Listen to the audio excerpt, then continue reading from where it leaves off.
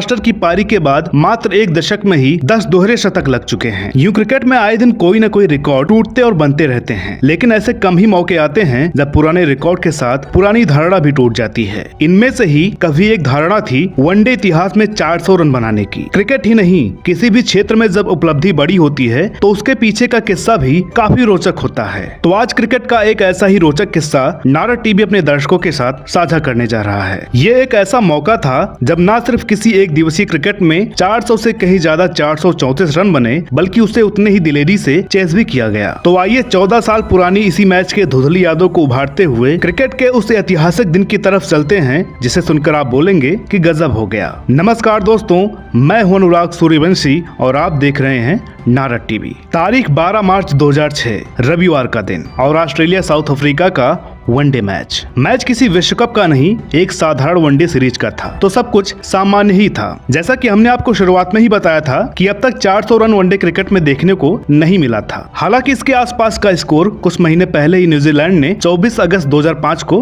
बनाया हुआ था, जिसमें न्यूजीलैंड ने जिम्बाब्वे के खिलाफ 397 रन बनाकर 192 रन से जीत हासिल की थी। लेकिन वनडे क्रिकेट में पहली बार स्कोर बोर्ड पर 400 पार का स्कोर टंगना अभी बाकी था। तो ऑस्ट्रेलिया के जोहानिसबर्ग मैदान में ऑस्ट्रेलियन टीम टॉस जीतकर पहले बल्लेबाजी करने उतरी। आपको याद दिलाते चलें कि ये क्रिकेट का वो दौर था जब ऑस्ट्रेलियाई टीम वनडे क्रिकेट में बादशाहत रखती थी। वर्ल्ड कप से लेकर सीरीज मैच तक ऑस्ट्रेलिया का दबदबा हुआ करता था। अपने स्वभाव के अनुसार ही ऑस्ट्रेलियन बल्लेबाजों ने आक्रामक बल्लेबाजी करना शुरू किया। बल्लेबाजों को देखकर ऐसा लग रहा था कि वो अफ्रीकन गेंदबाजों पर किसी तरह का रहम करने के मूड में नहीं है। और ऑस्ट्रेलियन बल्लेबाजों की ताबड़तोड़ पारी ने ऑस्ट्रेलिया को 50 ओवर में 434 रन के स्कोर पर पहुंचा दिया, जो 9 विकेट गंवाकर बनाई गई थी। इसी पारी में महानतम ऑस्ट्रेलियन बल्लेबाज रिंकी पॉन्टिंग ने मात्र 105 रन पर 164 रन की धुआंधार पारी खेली थी, जिसमें 13 चौके और 9 छक्के शामिल थे। इसके अलावा गिलक्रिस्ट 55 रन, साइमन कैटिस 79 रन और माइकल हसी ने 81 रन की शानदार पारी खेली थी। बहरहाल मैच की पहली पारी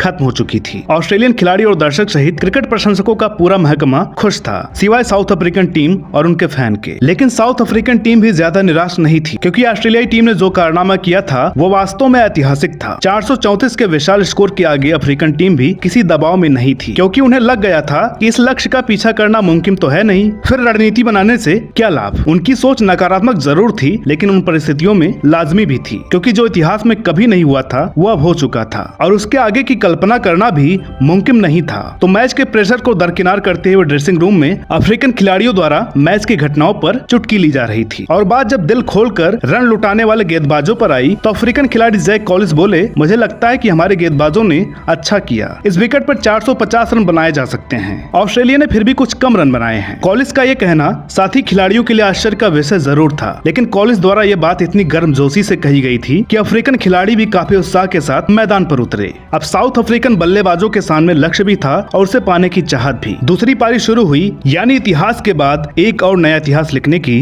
दास्तां। साउथ अफ्रीका के सामने था जीत के लिए 435 का लक्ष्य शिखर, जिसे फतह करना नामुमकिन जैसा जरूर था, मगर अफ्रीकी टीम के इरादे कुछ और ही थे। दूसरे ओवर में ही पहला विकेट खोने के बाद तो खेल ने वो रंग बदला कि देखने वालों के होश उड़ गए। कप्तान ग्रीम स्मिथ और हर्षल गिब्स ने ऑस्ट्रेलियन गेंदबाजों के धागे खोल दिए। रनों का अंबार चढ़ता गया। कैप्टन स्मिथ 55 गेंदों पर 90 रन की तेज पारी खेलकर चलते बने, लेकिन हर्षल गिब्स ने कहर जारी रखा और 111 गेंदों पर 175 रन की ऐतिहासिक पारी खेली। गिब्स की ये पारी उस समय की वनडे की सर्वश्रेष्ठ पारी तो थी ही साथ शराब के नशे में खेली गई अब तक की सर्वश्रेष्ठ पारी है। ये खुलासा कैसे हुआ और किसने किया, इसकी चर्चा हम आगे करेंगे। फिलहाल रुक करते हैं मैच की ओर। गिब्स के आउट होने के साथ ही टीम 4 विकेट खो चुकी थी, लेकिन साउथ अफ्रीका अभी भी लक्ष्य से 136 रन दूर थी और 107 गेंदें शेष थी। इसके बाद फंसते मैच को जोहान वांडर वार्थ और विकेट कीपर बल्लेबाज मार्क बाउचर की तेज अर्धशतकीय पारी ने जीत के दहलीज तक पहुंचाया, लेकिन साउथ अफ्रीका को जीत अभी भी नहीं मिली थी। मैच आखिरी ओवर में आ गया था। 8 विकेट गिर चुके थे, लेकिन मार्क बाउचर स्ट्राइक पर थे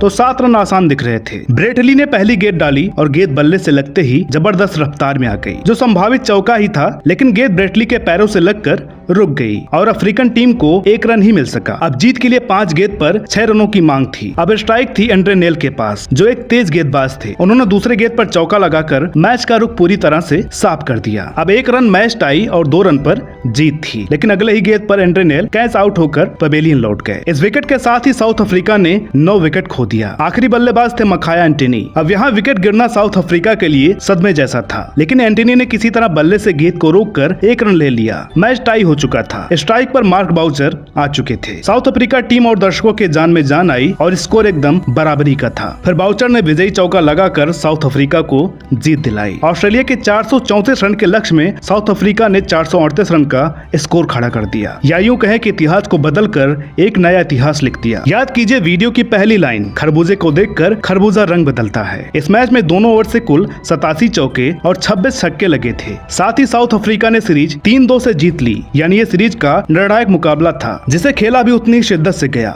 इस महा रिकॉर्ड मैच में कुछ शर्मनाक रिकॉर्ड भी बने। ऑस्ट्रेलियाई तेज गेंदबाज मिक लुइस के 10 ओवर में अफ्रीकी टीम ने 113 रन लूटे, जो वनडे इंटरनेशनल की एक पारी में किसी गेंदबाज का सबसे महंगा ओवर है। मैच खत्म होने के बाद ये मैच तूल पकड़कर लोगों की चर्चा में आया। अब चलते हैं मैच के दूसरे पहलू की ओर। और जैसा कि हमने बताया कि इस मैच में सबसे बड़ी पारी शराब के नशे में खेली गई थी, जिसका खुलासा खुद हर्सल गिब्स ने किया था। गिब्स ने autobiography to the point the no holds barred में बताया कि उस मैच से पहले की रात उन्होंने काफी शराब पी थी और मैच वाले दिन भी वह नशे में ही थे। इसके अलावा पूर्व ऑस्ट्रेलियाई क्रिकेटर माइक हसी भी अपनी किताब में इसके बारे में जिक्र कर चुके हैं। उन्होंने लिखा कि सोने से ठीक पहले मैंने अपने होटल के कमरे से बाहर देखा कि गिब्स अभी भी वहीं पर हैं। गिब्स जब सुबह नाश्ते के लिए आए थे तब भी वह नशे में ही दिख रहे थे, लेकिन हसी ये सोच रहे थे कि एक शीर्ष बल्लेबाज सस्ते में आउट हो जाएगा, जिससे उनकी टीम के लिए मैच जीतना आसान हो जाएगा। लेकिन हुआ इसका बिल्कुल उल्टा। ये मैच वनडे के हाई स्कोरिंग मैच के साथ साथ गिब्स के शराब के नशे में खेले गए शानदार पारी के लिए भी जाना जाता है, जो क्रिकेट प्रशंसकों द्वारा कभी नहीं भुलाया जा सकता। तो दोस्तों, उम्मीद करते हैं कि आज का एपिसोड आपको पसंद आया होगा। वीडियो अगर अच्छी लगी हो तो प्लीज इसे लाइक करें,